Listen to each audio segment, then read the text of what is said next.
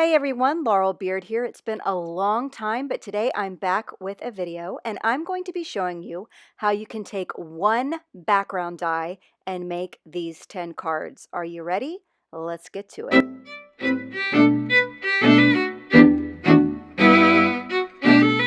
So the background die that I'm going to use in all of the cards is this die from Catherine Puller's. It's the Wallflower Cover Plate die, and it is gorgeous and detailed and fantastic. So off camera, I just die cut this a whole bunch of times using my Gemini Junior die cutting machine. I love that machine because this die is very intricate, as you can see. So that machine really makes it easy to where once I pass it through my die cutting machine, I basically take the panel and just flick it around inside a garbage can, just like whacking it all on the sides, and all the bits fall out. It's fantastic.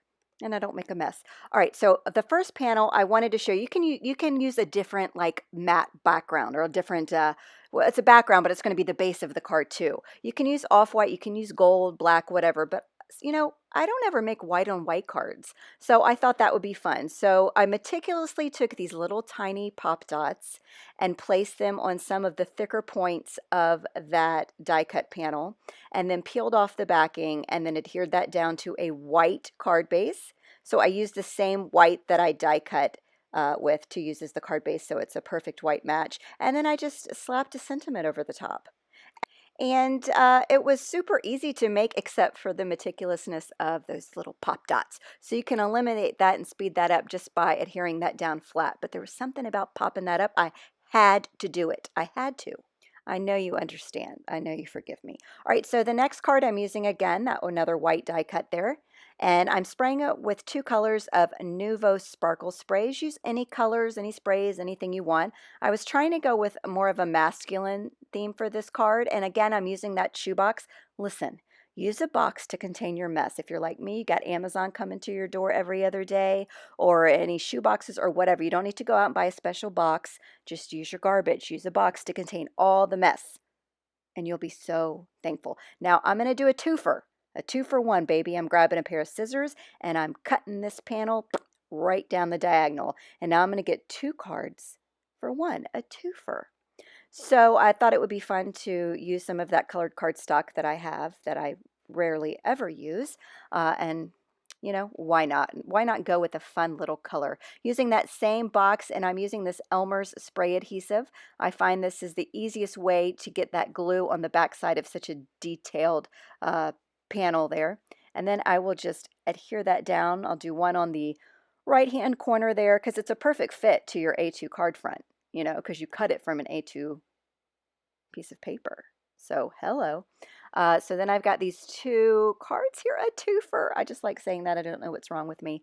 And then I'm going to press that down. I couldn't find an acrylic block, so I'm using this paint palette that I have on my desk to kind of press everything in place. I wasn't done yet, so I'm going to grab that again, press it down a little more, because why not? Making sure that is good and stuck. I don't want it falling off. And then I'm going to turn these into cards. Now I have all that open space, so I can just do some easy stamping, which I did here. I applied a strip of glitter tape and then just did some stamping there from an older Catherine Puller set. I'll be sure to link it below. Now forgive me, I did not photograph my second card, but see that orange card up in the top left-hand corner? That's the second card. That's the second of the twofer. I don't know why I didn't photograph it. Ugh. That is so annoying to me, but I apologize, but I did the same thing, but that time I just slapped on a die cut. So, you know, it's there. I'm sorry I didn't photograph it. Let's move on to the next one, assuming I'm forgiven. All right, so this is a panel. I'm going to do a little blending here, just like I'm using that die cut panel as a stencil, and I'm going in with Juniper Mist. I love this blue color. Love it, love it, love it, love it, love it, from Catherine Puller, and using it like a stencil. I'm going to get another twofer here. I am. So I'm going to get the beautiful design that we're going to ink blend right onto that white card base, and then the die cut panel itself, which I'm using as a stencil for the moment, will be the twofer. You see what I'm saying once I peel it apart? Come on, Laurel, finish that blending. I was going heavy at the top, lighter on the bottom, and then look at that beautiful, beautiful panel, ink blended panel I've got right there, and then over to the right there, I've got a little stencil, another die cut panel I can use for another card here in just a bit. So for this card, I just stamped, did straight up stamping with some images from the new Lick the Bowl stamp set from Catherine Pooler. It's just hilarious. Life is short. Lick the bowl. For real. Lick the bowl. So here I am using that stencil that we just basically created, but it was really a die cut panel. Used it as a stencil. And off camera, I was playing around before I started filming this video, and that's what you see there on the left-hand side. I just used some Nuvo Dream Drops through one of the die cut panels in certain areas because I thought it looked like little faces. But then once it dried, I'm like, this does not look like little faces. This does not look like anything. So I'm going to go ahead and line my little stencil piece over the messed up background that I did not care for on its own. And now I've created this second card. So all I did was take that and die cut 2 of the squares from the Stitched Squares die set from Catherine Pooler, and I just popped that smaller square up with some foam dimension to kind of raise it up to add a little bit of something to the card, and then I adhered the whole thing down to a watercolor panel I had in my background from God knows how long. The colors just matched absolutely perfectly, and the sentiment is from whip this up, the hot stuff. Isn't that fun? Everything I'm using is linked below, by the way, and I'm sorry I didn't catch that card assembly on video, but I thought I was filming, and of course I was not. Story of my life. So again, I'm really apologizing a lot in my video. I'm rusty. I'm dusting off the cobwebs. It's been a while since I've done a video.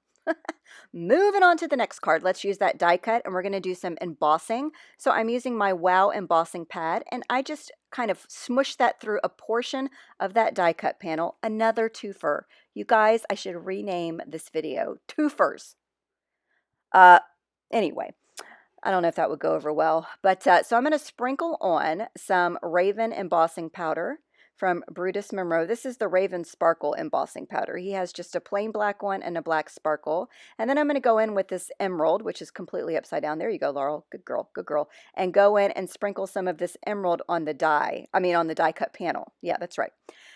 Anywhere where that Versamark is, the embossing powder is going to stick. So we're going to kind of work with this a little bit and see what pops up. When I created these cards, I'm not kidding, I just turned on the camera and started creating. I had no plan, no vision, no nothing. And that's why some of them worked out and some of them didn't, right? That's just how it goes. So I'm going to heat, what am I saying? I'm going to go ahead and dry that with my heat tool. Come on, Laurel, dust it off. And I'm using the Wow Dual Heat gun, by the way. I just love it to bits. And now I'm going to go in and work a little bit more on this green panel. I'm going to add some more of that Wow embossing ink over the whole thing because I want to tie in a little bit of that gold, because in that emerald embossing mix or that powder, it has some gold in it, and I wanted to get some more of it. So I'm going to go in with another gold embossing powder that I had sitting on my desk. I think this one is from Altenew. And again, everything I'm using will be linked in the description in the YouTube video. So I'm going to sprinkle that on. And again, anywhere where that embossing ink from that pad is sitting, the embossing powder is going to stick to it, which is great. But then I'm like, oh, well, crap, I covered up all that pretty green. So what am I going to do? What am I going to do? I wanted some of that green to show, so I'm going to have to fix that. That's just not going to work for me. So I'm going to make sure everything's good and dry. And that little brush is a little Nuvo sweeper, which I thought was ridiculous when I first bought it, but I tell you, that sucker comes in handy. So I'm going to add that more of that embossing ink right over that, sprinkle on just some of the green embossing powder, and then I'm able to get some of my green back. So you can keep building up your embossing powders. Just melt it, let it dry a little bit, add your embossing ink, add your powders, and just keep going as many times as you want. All right, so I wanted to bring in some gold to this panel over here, my twofer, card 2 of 2 of the twofer. And so this is some gold ink from Altenew, and I just swiped it over the card panel, and then I will take my microfiber cloth there and remove the ink that's sitting on top of that heat embossing. That heat embossing is going to resist the ink that I put down. So I wanted to build a custom sentiment here, so I took 2 sentiments from the U and the little heart is from the Whip This Up stamp set, and the UR is from the Awesome and Wonderful stamp set, and I kind of merged them together. So I used some of my Thermoweb purple tape as a mask. So I masked off the part of the stamp that I did not want inked, and then I inked up the image, removed the stamp, and now I just have that little U heart, which is exactly what I wanted. And then I did the Keep Being from the awesome and wonderful stamp set. I inked that up and stamped that, made my own little custom sentiment, and you can do that with any of your stamps. Stretch those babies further if you need to. Then I just grabbed some scissors and cut that panel down and adhered it to a yellow card base. Added a couple of stitched lines with a black pen, and what a bang, this one is done. Look at that. Look at that. I love red against yellow. I don't know why I don't use that color palette more often. All right, moving on. Remember this one? We've got to finish this one out. So I love this so much. So all I did was adhere this to a piece of black cardstock. Then I took a circle die and just die cut the panel. Then I took some foam tape, put it behind that circle to pop that circle up a little bit, and then just pieced it right back into the negative space where that circle was, and added a sentiment strip. And that hey there is also from Whip This Up. And that's all I did. I mean, that card is so striking, it did not need a lot. I thought I would go ahead and include these 2 bonus cards in the video, even though I didn't film the process because I made these cards at 4 a.m. and I don't film at 4 a.m. You're welcome. But this card I created just by using that same beautiful background die, the Wallflowers cover plate. And I did some ink blending, some beautiful purple ink blending, and then just kind of flicked on a little bit of water because the Catherine Pooler inks are water reactive. Then I die cut it with another die from this release called Picture Frames Dies, which is so cute. And I just adhered it at a funny wonky angle, and it kind of gave out this cool look. Now that purple background, that cardstock, I don't know if you can see that. That was actually left over from me running my die cut through over and over again. I used some cardstock as a shim, and to my surprise, I got some beautiful dry embossed images onto one of those pieces of scratch cardstock. So hello, I'm using that on my card. I'll figure out how exactly I did that and film it because this was a pleasant surprise. It's not a complete background, it's very subtle, but hey, it works on this card. And my last card, I just stacked I die cut the die multiple times and stacked it one on top of each other. And then I heat embossed the top of that with just a silver embossing powder.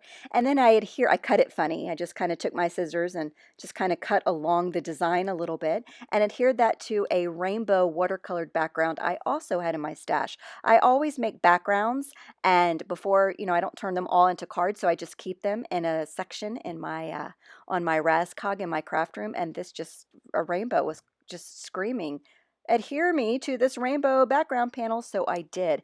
I love this card. This might be my favorite card, and I'm bummed I didn't film it. Again, I'm asking for forgiveness. What's that, 4 or 5 times now? That's what happens when you get rusty. All right, so that's it. I made 10 cards with that beautiful background die from Catherine Pooler called Wallflowers cover plate. I'm going to list everything I used, including my ink colors. If any of that interests you, including the embossing powders I used, everything will be linked in the description below. I thought I would do something fun, try it out and see how it works on the blog, and do a question of the day. Now, what that means is I will go through the comments and just pick a random question if there are any. Maybe nobody gives a who and don't want to do it, and that's cool too. But if I find one question of the day, I will pick one and I will answer that question in my next video. I'll snap a screenshot and share it on the video and then answer the question. So if that sounds like fun, awesome, let's do it. So thanks so much for joining me today. I'm so glad you're here. If you're not a subscriber, why not? Subscribe. Thanks so much for watching. Bye.